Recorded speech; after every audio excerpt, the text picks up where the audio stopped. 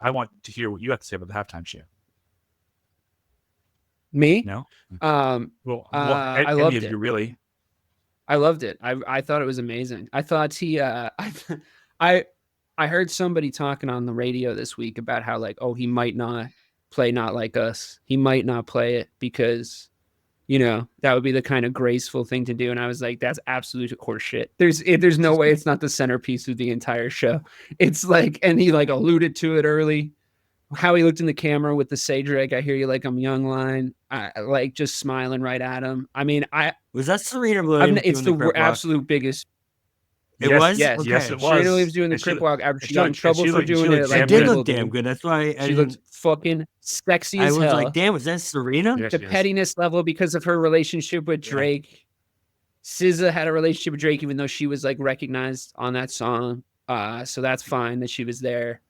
But the level of pettiness, there's absolutely no way he's not singing that song. And I love how divisive it was because like the worst guys, are the ones that are like mad about it, right? Like Fox News was like, well, it's a little, but he said that they were going to do that with the Samuel L. Jackson like performance art piece of it by being like too ghetto. And it's like he predicted what they were going to say already. So they just like now they're just shouting into their own fucking echo chamber.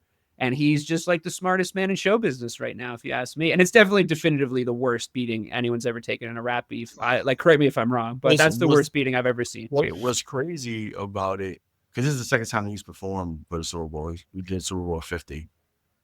No one batted an eye when he performed Freedom with Beyonce. And that was spreading the same message then in 2016. Spreading the same message. And now, because of what's going on, now you're feeling a certain way, or the Drake stands are in their feelings, so they're mad that he put that out there.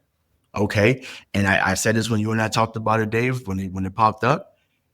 These West Coast guys are different. Yeah, they are. But when it comes to rap battles, they don't pull any punches.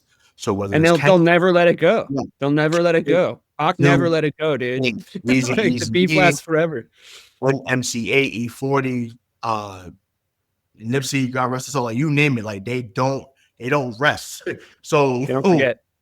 You said what? Yeah, don't forget. They don't forget. They don't forget. You have to tread lightly with those West Coast rappers because how can I forget Ice Cube? You know what I'm saying? Who gave no Vaseline? So like you can't mess with them guys out there because once they decide to go at you lyrically, they're not pulling any punches, and that's what we saw. I really think that was Drake's mistake. That was his big mistake. Like at the start of the beef, it was like, and I think you hit the nail on the head when we've talked about it before. Like at the start of the beef, I think he was like, everyone's gonna make out like bandits if we have a beef. Like we're gonna have this beef, and we're gonna sell a shitload of records, and we'll sort of wink at each other, and like everything will be fine. It won't get like too personal.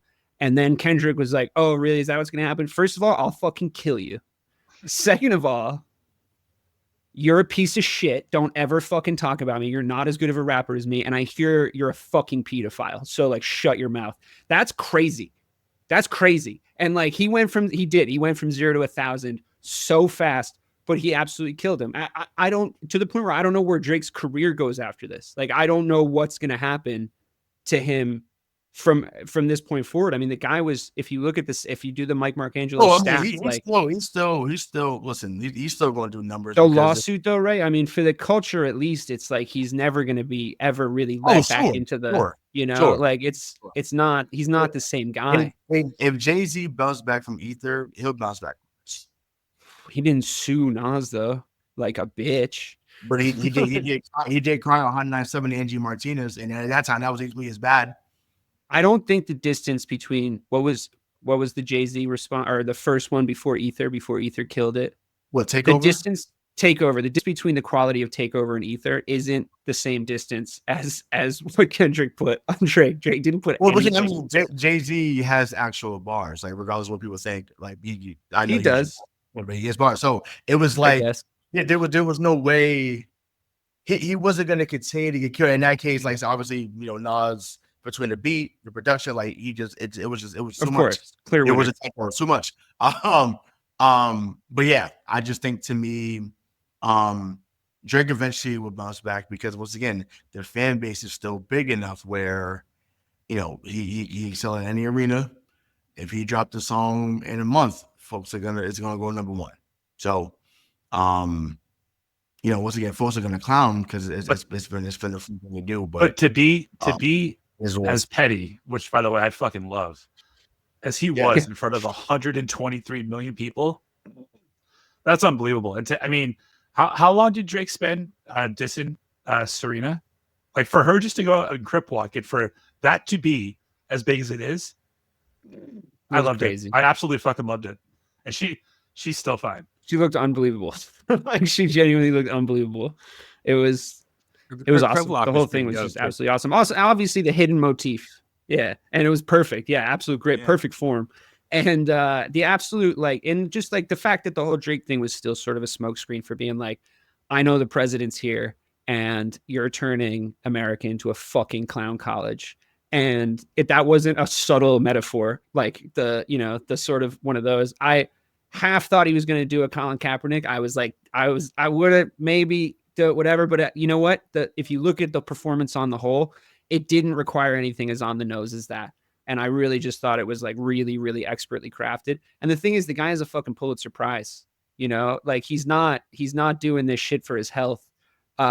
He's genuinely like one of the most talented artists that we've ever seen as like human beings. And like, I think if you disagree with that, maybe you just don't like the genre of music, but yeah, I mean, it was fucking crazy. He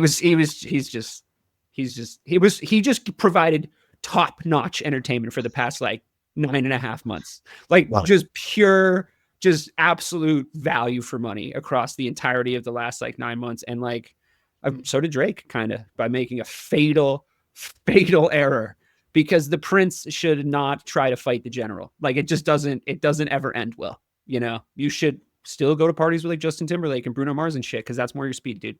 But I think he knows that lesson now. He's learned that you can be the fucking toughest guy in that room for sure.